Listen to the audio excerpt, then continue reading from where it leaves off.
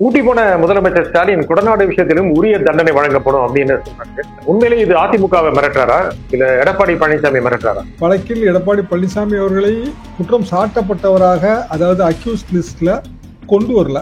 நீதிபதி அவர்கள் ஏதாவது ஒரு வகையில சில சந்தேகங்களை அவர் கூறலாம். உண்மையாகவே அதிமுக மீது ஏதோ ஒரு வகையில் ஒரு தடையை சுமத்த வேண்டும் என்று நினைத்திருந்தார். 2021 பிறகு திருப்பி நம்ம முதல் ஸ்டேஜுக்கு போறோம். ஃபர்தர் இன்வெஸ்டிகேஷன் ஆர்டர் ஆன பிறகு முதல் ஸ்டேஜுக்கு போயிட்டோம். முதல் ஸ்டேஜுக்கு போகும்போது ஒரு 60-70 புதிய சாட்சிகளை விசாரிக்கணும்னா அவங்களுக்கு சம்மனிங் ப்ராசஸ் இருக்குல்ல.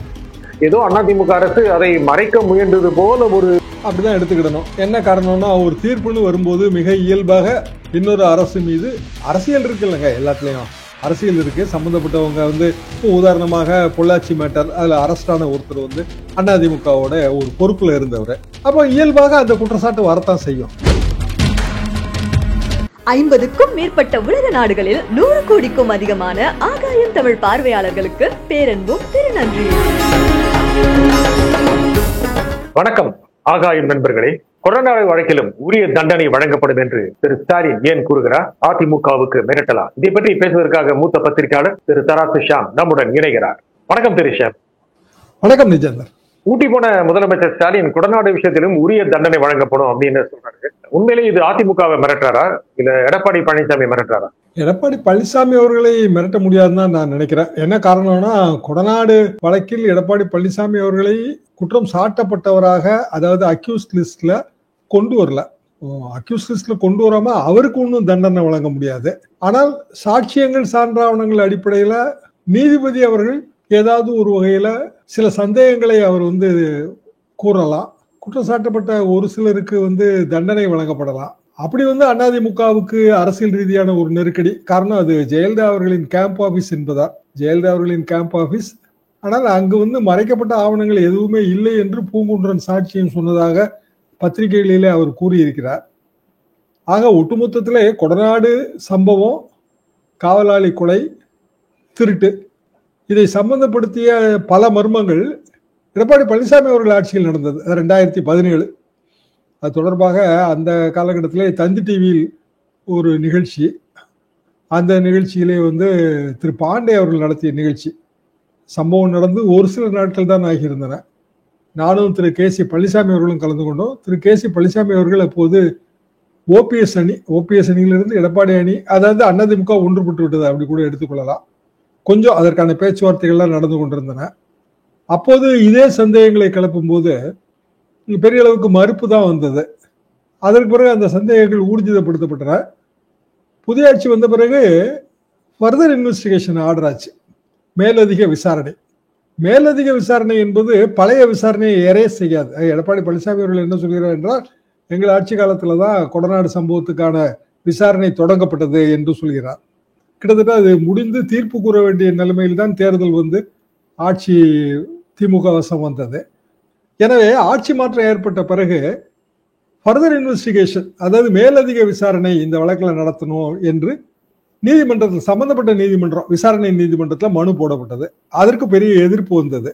மேலதிக விசாரணை என்பது பழைய விசாரணையை அழிக்காது. It will not erase the earlier investigation.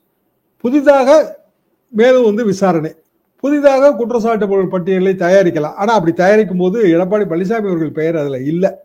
ஏராளமான சாட்சிகள் விசாரிக்கப்பட்டன. சமீபத்தில் விசாரிக்கப்பட்டது திரு பூங்குன்றன் அவர்கள், ஜெயலலிதா அவர்களின் நேர்முக உதவியாளராக இருந்தவர்.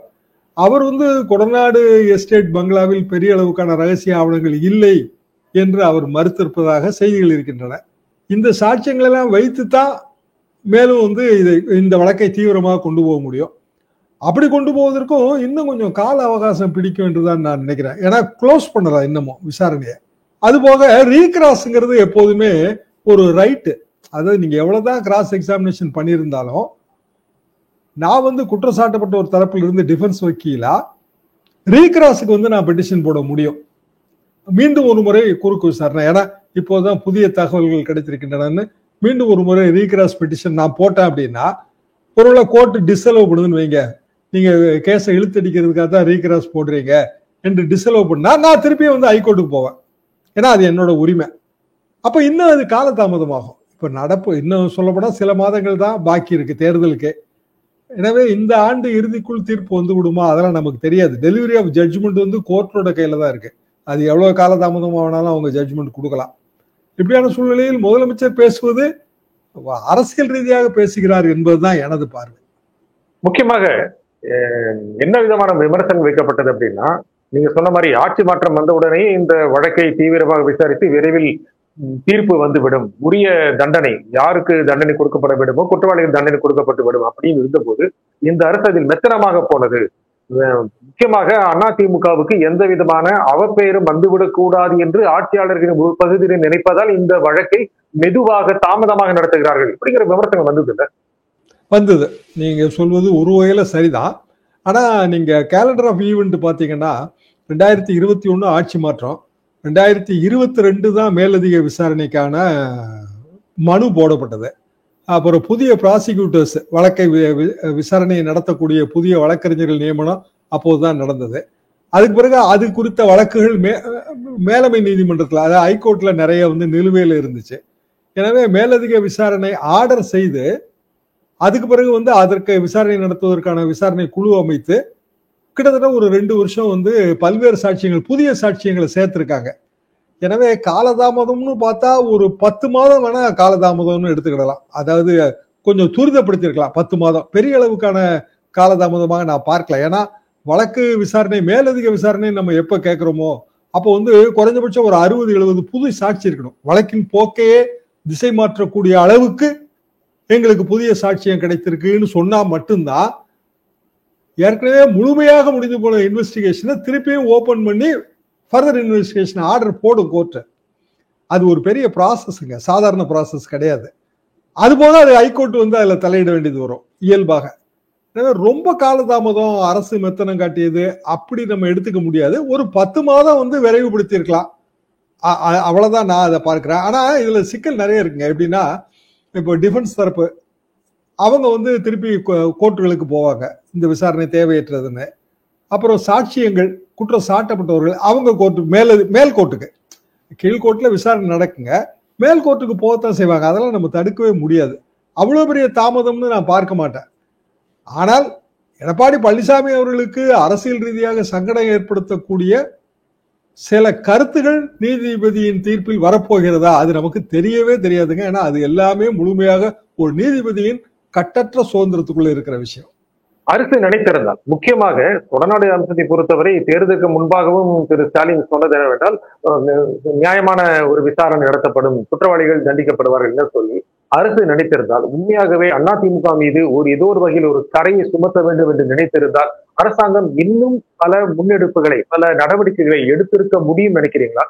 நீங்க சொன்னதுல இந்த வழக்கு சரியான காலத்தில் தான் சென்று கொண்டிருக்கிறது, ஒரு 10 மாதம் வேண்டுமானாலும் தாமதம் ஏற்படலாம்னு சொன்னீங்க. ஆனா அரசாங்கம் நினைத்திருந்தால் ஏதோ ஒரு வகையில் அவப்பெயரை ஏற்படுத்துவதற்கு, அதிமுக மீது அவப்பெயரை ஏற்படுத்துவதற்கு முயற்சி மேற்கொண்டு இருந்திருக்கலாமா இல்லை? அதாவது அப்படி செய்ய முடியாதுங்க. நம்ம நீதி பரிபாலனம் என்ன அப்படின்னா, ஒரு குற்றத்துக்கு பிறகு வந்து விசாரணை, இப்போ உரிய நீதிமன்றத்தில் அந்த விசாரணை அமைப்பு குற்றப்பத்திரிகையை தாக்கல் செய்யும். 2017 சம்பவம், குற்றப்பத்திரிகையை தாக்கல் செய்து சாட்சியங்களை எல்லாம் கொண்டு வந்து கிட்டத்தட்ட நீதிமன்ற நடவடிக்கை எல்லாம் முடியறதுக்கே 4 வருஷம் ஆச்சு. 2021 பிறகு திருப்பி நம்ம வந்து முதல் ஸ்டேஜுக்கு போறோம். ஃபர்தர் இன்வெஸ்டிகேஷன் ஆர்டர் ஆன பிறகு முதல் ஸ்டேஜுக்கு போயிட்டோம். முதல் ஸ்டேஜுக்கு போகும்போது ஒரு 60-70 புதிய சாட்சிகளை விசாரிக்கணும்னா அவங்களுக்கு சம்மனிங் ப்ராசஸ் இருக்குல்ல. இப்போ திரு பூங்குன்றன் அவர்கள் வந்து சாட்சியம் சொன்ன தேதி தான் நமக்கு தெரியும். ஆனா அவரோட சம்மனிங் ப்ராசஸ் எப்ப ஸ்டார்ட் ஆச்சுன்னு நமக்கு தெரியாது. அது 1 மாசமா கூட இருக்கலாம். அப்போ வந்து சாதாரணமா ஒரு 40-50 சாட்சி, இப்போ சசிகலாமா சாட்சியம் 1 மாசமா கூட இருக்கலாம். அப்போ ஒரு 40-50 சாட்சியை நம்ம வந்து புதுசாக சேர்த்து அவங்கள விசாரிக்கிறது, அந்த விசாரணை அமைப்பு விசாரிக்கிறதுன்னா அந்த விசாரணையே வந்து 1-2 வருடங்கள், சில நேரங்களில் 2-3 வருஷம் ஆயிருங்க. ஃபர்தர் இன்வெஸ்டிகேஷனோட பிரச்சனை அதுதான். ஃபர்தர் இன்வெஸ்டிகேஷன் ஆர்டர் வாங்காமலும் இதை செய்ய முடியாது. ஏன்னா விசாரணை கிட்டத்தட்ட முடிஞ்சு போய் நீதிமன்ற நடவடிக்கையே வந்து ஃபைனல் ஸ்டேஜுக்கு வந்து நின்றுச்சு. இதை அப்படி நம்ம நேரடியா பார்க்க முடியாது. அப்படி பார்த்தா இதுல அரசியல் நோக்கம் இருக்குன்னு ஆகி போயிடும். அது போக இதுல செல்போன் ரெக்கார்டும் சம்பந்தப்பட்ட, அதாவது கொலையுண்ட நபரோட அவரு முழுக்க கிட்டத்தட்ட வேற நாட்டை சேர்ந்தவர், அதுல இருந்து விசாரணை, செல்போன் ரெக்கார்டு எல்லாமே பல்வேறு மாநிலங்கள் சம்பந்தப்பட்ட விஷயம். இது எல்லாமே கொஞ்சம் கடினமான ஒரு விசாரணை தாங்க. இதுல முதலமைச்சர் ஸ்டாலின் அவர்கள் கூறுவதால் இன்றைக்கு இது கூர்மைப்பட்டிருக்கிறது.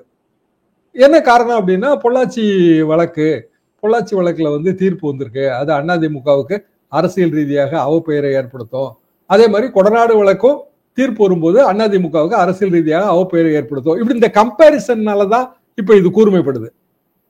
ஆனா ரெண்டையும் கம்பேர் பண்ண முடியுமாங்கிறதுல எனக்கு சந்தேகம் இருக்கு. ஏன்னா பொள்ளாச்சி மேட்டர் அது சமுதாயத்தின் மனசாட்சியை முழுக்க உழுக்குகிற விஷயம். இந்த கூட்டு பலாத்காரங்கிறதே சமுதாயம் உடனடியா தூக்குல போடுங்க அப்படின்னு தான் கொதிப்பா தான் பேசுவாங்க, யாரா இருந்தாலும். எனக்கே சில மெசேஜஸ் என்ன வந்துச்சுன்னா, எனக்கு 15 வயசு மகள், நீங்க வயதுல மூத்தவருங்கிறதுனால உங்களோட ஆலோசனை கேட்கிறேன், இதை பற்றி என் குழந்தைகளுக்கு நான் எடுத்து சொல்லலாமா அப்படின்னு கேட்கறாங்க, மெசேஜ்ல கேட்கறாங்க. அப்ப நான் என்ன சொல்றேன்னா, குழந்தைகளுக்கு எடுத்து சொல்லுங்க அவசியம். இன்டர்நெட் சேஃப்டியை பத்தியும் எடுத்து சொல்லுங்க. இன்டர்நெட்டை எப்படி சேஃபா நம்ம பிள்ளைகள் கையாளணுங்கிறதையும் எடுத்து சொல்லுங்க. இதான் என்னோட அட்வைஸ். எனவே அது முழுக்க முழுக்க வேற ஒரு மேட்டர். கொடநாடு மேட்டர்ல ஒரு திருட்டு சம்பவம் திருட்டு சம்பவத்தை நடக்கும்போது ஒரு கொலை நடந்துருது. இந்த கொலை திட்டமிட்டு செய்யப்பட்ட கொலையா இல்லைன்னா தற்செயலாக நடந்த மரணமா, இது ஒரு பெரிய கேள்விக்குறி இதுல. அப்போ அவனை அந்த சம்பந்தப்பட்ட காவலாளியே கட்டி போட்டிருக்காங்க. கட்டி போட்டு ப்ளீடிங்ல அவர் இறந்திருக்காரு. திருட்டு போன பொருட்களோட ரெக்கவரி இருக்கு இல்லைங்களா, அந்த ரெக்கவரி ப்ராசஸ்ல இன்னும் திருட்டு போச்சு அப்படின்னு இது வரைக்கும் லிஸ்ட் சரியா அரேன் ஆகல. அதுல என்ன காரணம்னா, உண்மையிலே அங்க என்ன இருந்ததுன்னு யாருக்கும் தெரியல. என்ன இருந்தது கொடநாடு பங்களால, என்ன காணாம போச்சுங்கிற பட்டியலை கொடுக்கக்கூடியவர்கள் திருமதி சசிகலா அவர்கள் மட்டும்தான். ஆனா அவங்க சம்பந்தப்பட்ட இந்த சம்பவம் நடக்கும்போது பெங்களூர் சிறைவாசம் 4 வருஷம் கழிச்சுதான் அவங்க உள்ள வராங்க. இந்த 4 வருஷத்துல human memory it will play a major role.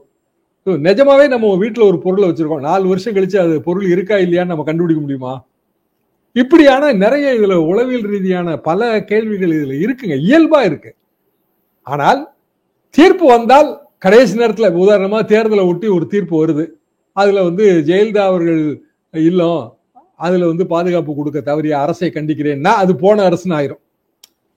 நீதிபதி எப்படி வேணாலும் சொல்லலாம் இல்லையா, அவரோட அப்சர்வேஷன் அதுல வரும். இவ்வளவு பெரிய கேம்ப் ஆபீஸ், முன்னாள் முதல்வர், அந்த கேம்ப் ஆபீஸ்ல பாதுகாப்பு கொடுக்க முடியல. இப்ப அந்த கேம்ப் ஆபீஸ்ல சிசிடிவி கேமராக்கள் ஏன் ஒர்க் பண்ணல, அந்த கேம்ப் ஆபீஸ்ல எப்படி அது பவரே போகக்கூடாது. ஏன்னா அதுல இவரோட சாட்சியம் ஒண்ணு இருக்கு, அந்த சாட்சியம் இல்ல அவரோட கருத்து, ராஜா அவர்கள் கருத்து. தடையற்ற மின்சாரம் அந்த கொடநாடு எஸ்டேட்டுக்கு தரப்பட வேண்டும்ங்கிறதுக்கான அந்த சுற்றுப்புற சூழல் அனுமதிக்கு நான் அனுமதி கொடுத்துருக்கேன்னு அவர் ஒரு தடவை சொல்லியிருக்காரு.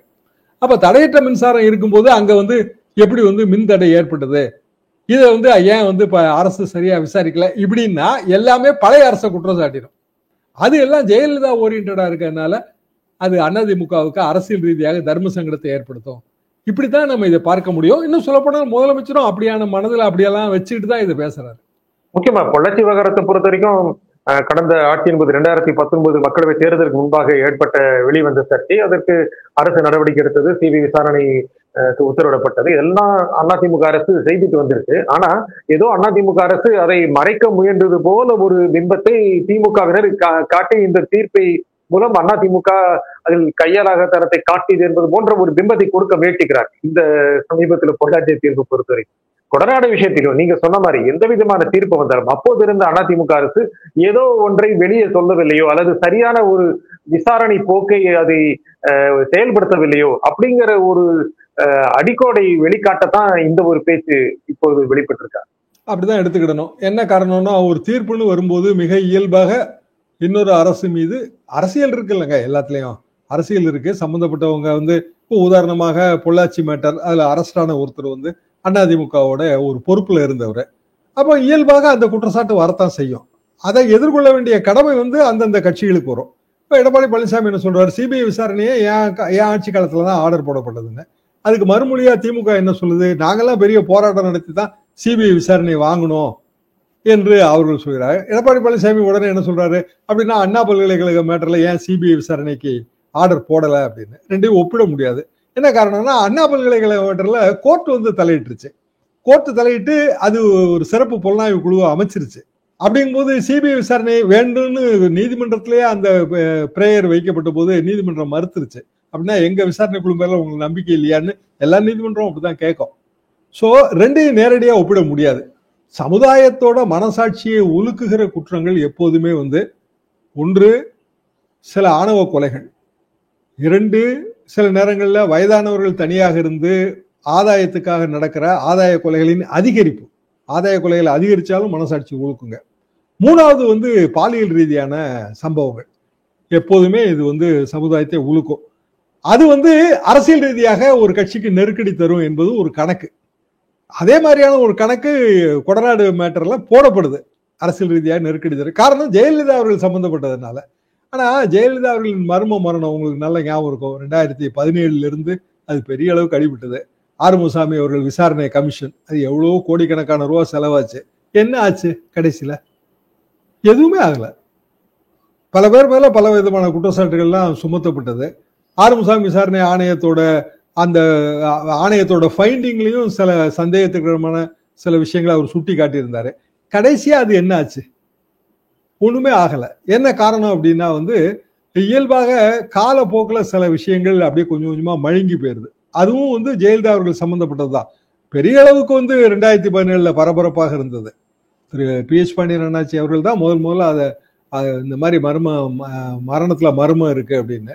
இன்னும் சொல்லப்போனா திருமதி சசிகலா அவர்களின் அரசியல் வாழ்க்கையவே அந்த குற்றச்சாட்டு புரட்டி போட்டது. ஆனா காலப்போக்கில் அது ஒண்ணுமே இல்லைன்னு ஆயிப்போச்சு. அப்போ காலம் பல விஷயங்களை மழுங்கடிக்க செய்யுது. தேர்தல் நேரத்துல வரும்போது அதுக்கு பெரிய முக்கியத்துவம் கிடையாது. இப்ப ராஜீவ் கொலை 1991 தேர்தல் நேரத்தில் நடந்த ஒரு விஷயம். பெரிய அளவுக்கு திமுக மற்றும் கூட்டணி கட்சிகள் தோற்கடிக்கப்பட்டன.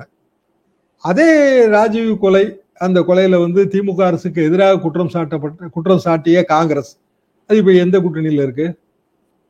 ஏன்னா அந்த அரசியல் எப்படி வேணாலும் மாற்றி மாற்றி அது நிலைப்பாடுகளை எவர் சேஞ்சிங் பாலிடிக்ஸ் எவர் சேஞ்ச். நீங்க உங்க பதில சொன்னது என்னன்னா, தேர்தலுக்கு சமயத்தில் ஏதோ ஒரு வகையில் தீர்ப்பு வந்தாலும் கொடநாடு வழக்குல தீர்ப்பு வர்றதுக்கான வாய்ப்பு குறைவுன்னு நீங்க சுட்டி காட்டிட்டீங்க. ஏதோ ஒரு அப்சர்வேஷனை ஒரு நீதிபதி வெளிப்படுத்தினாலும், ஏன்னா நீதிபதிக்கு அந்த உரிமை உண்டு, அது அதிமுகவுக்கு எதிராக போனால், அப்போது ஆட்சியில் இருந்த கட்சி எதிராக போனால் அது தேர்தலில் ஒரு தாக்கத்தை ஏற்படுத்தக்கூடும். இது ஒரு சூழலை எதிர்பார்க்கிறாரா முதலமைச்சர் ஸ்டாலின்? எதிர்பார்க்கிறார். என்ன காரணம்? நாங்க அதிமுக கூட்டணி இன்றைய தேதிக்கு அதிமுக கூட்டணியில அதிமுக மற்றும் பிஜேபி இந்த 2 கட்சியை மட்டும் நம்ம எடுத்துக்கிடுவோம். 2 கட்சியும் சேர்ந்தால் என்டிஏ கூட்டணி, பழைய என்டிஏ கூட்டணி, அதாவது 2024 மக்களவை தேர்தலில் இருந்த கூட்டணி, அந்த கூட்டணிக்கு 18% ஓட்டு கிடைச்சிருக்கு. அதிமுக இல்லாத கூட்டணி அது. அதிமுக 20% ஓட்டு கிடைச்சிருக்கு. கொஞ்சம் ஓட் டிரான்ஸ்பர்ல சில கால்குலேஷன்ஸ் மிஸ் ஆகும். அதிமுக ஓட்டு பிஜேபிக்கு விழுந்திருக்கும், இல்ல பிஜேபி அதிமுகவுக்கு ஓட் டிரான்ஸ்பர் பண்ண முடியாம போயிருக்கும். இப்படி பல மிஸ்ஸிங் இருக்கும்போது வருஷம் 30% இருந்து 35% ஓட்டு இந்த 2 கட்சியும் சேர்ந்தாலே வருது அரித்மெட்டிக்கலா. மக்களவை தேர்தல் ரொம்ப பெரிய தொகுதிகள், ஒவ்வொன்றும் எம்பி கேண்டிடேட்டு சில நேரங்களில் யாருன்னே தெரியாது. ஸ்டார் எம்பி கேண்டிடேட் தவிர மற்ற கேண்டிடேட் யாருன்னே தெரியாதுங்க. எம்எல்ஏ கேண்டிடேட் அப்படி இல்லை. ஒவ்வொரு எம்எல்ஏ கேண்டிடேட்டை பற்றியும் தொகுதி மக்களுக்கே நன்றாக தெரியும். மோர் மைக்ரோ ஃபைட், அது ரொம்ப இன்டென்சிவ் ஃபைட்டு. அப்போ அதிமுக பிஜேபி கூட்டணி உருவான உடனேயே ஒரு 30% ஓட்டு வங்கியோட அது சேலஞ்சிங்கா வந்துருது. திமுக இதே 2024 கணக்குல கிட்டத்தட்ட 45% வச்சிருக்காங்க. 45% கண்டிப்பாக ஆன்டி எஸ்டாப்ளிஷ்மெண்ட் ஓட்டு வரத்தான் செய்யும். ரொம்ப இயற்கையான விஷயம் தான். அப்ப எனிவேர் பிட்வீன் 38 to 40 அதுதான் என்னோட எஸ்டிமேட். அவங்களுக்கு இப்ப இருக்கிற இந்த பிரசன்ட் கூட்டணி அப்படியே திமுக கூட்டணி தொடர்ந்தார். அப்ப 38க்கும் 30க்கும் இடையில பெரிய டிஃபரன்ஸ் இல்லை. என்ன காரணம்னா, இன்னும் பாமக, தேமுதிக இவங்கெல்லாம் அதுல சேருவதற்கான வாய்ப்பு இருக்கு. இந்த கூட்டணியில அதிமுக கூட்டணியில சேருவதற்கான வாய்ப்பு இருக்கு. எனவே டஃப் ஃபைட்னு வரும்போது அரசியல்வாதிகள் அதை ரொம்ப ஈஸியா யூகிச்சிருவாங்க. இந்த டஃப் ஃபைட், ஏன்னா ஒவ்வொரு தொகுதியும் அவங்களுக்கு மைக்ரோவா தெரியும். டஃப் ஃபைட்னு யூகிக்கும் போது சிறிய சிறிய விஷயங்கள் கூட பூதாகரப்படுத்தப்படும். கொடநாடு மற்றும் சிறிய விஷயமும் இல்லை, அது பிரம்மாண்டமான விஷயம். காரணம், அது ஜெயலலிதா அவர்களின் கேம்ப் ஆபீஸ். எனவே அதுல எத்தகைய தீர்ப்பு வந்தாலும் அது அதிமுகவை பாதிக்கக்கூடிய ஆயுதமாக பயன்படுத்தலாம். ஏன்னா பிஜேபியும் கொடநாடை பத்தி கருத்துக்கள் சொல்லியிருப்பாங்க. காலப்போக்கில் நமக்கு மறந்துருக்குமே தவிர இந்த 2024 தேர்தல் பிரச்சாரத்தின் போது பலதரப்பட்ட கருத்துகள் சொல்லியிருப்பாங்க. அதெல்லாம் எடுத்து இப்ப இன்னைய தேதிக்கு அதெல்லாம் எடுத்து தீர்ப்பு வந்தால், அதுக்கு இதுக்குள்ள தீர்ப்பு வந்தால், தேர்தலுக்குள்ள தீர்ப்பு வந்தால் அதெல்லாம் எடுத்து பிரயோகம் பண்ணுவாங்க. இது போக உதாரணமாக திரு டிடிவி தினகரன் அவர்கள், திரு ஓ பன்னீர்செல்வம் அவர்களும் கொடநாடை பற்றிய கருத்துக்கள்லாம் சொல்லியிருப்பாங்க. நமக்கு இப்போ சொல்லியிருக்காங்க. அவங்க இப்ப எங்க போக போறாங்கன்னு தெரியல. ஏன்னா நேற்றுக்கும் இன்னைக்குமா ஓபிஎஸ் அவர்கள் கூட்டம் நடத்திட்டு இருக்காரு.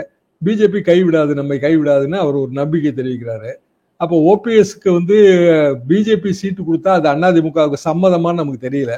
நேற்றைக்கு பத்திரிகை செய்தி, தினமலர் செய்தி என்னன்னா, எடப்பாடிக்காக பிரச்சாரம் செய்ய தயாராகிறார் டிடிவிங்கிற ரீதியில அவங்க செய்தி போட்டிருக்காங்க. நேற்றைக்கு சன் நியூஸ் விவாதத்துல அந்த கேள்வியை தான் பிரதானமாக முன்வைத்தார்கள். இப்படி இது எல்லாமே சேஞ்ச் ஆயிட்டே வருது. அப்போ முன்பு தெரிவித்த கருத்துக்கள் எல்லாமே இப்போது எதிர்கருத்துக்களாக கொள்ளப்படும். இதுதான் அதிமுக அடுத்த தேர்தலில் அது எதிர்கொள்ள வேண்டிய பிரச்சனையாக இருக்கும். இந்த நிகழ்ச்சியில் உங்கள் கருத்துக்களை குறிப்பாக திரு தராசு ஷியாம், மிக்க நன்றி. மீண்டும் ஒரு நிகழ்ச்சியில் சந்திப்போம். நன்றி, வணக்கம்.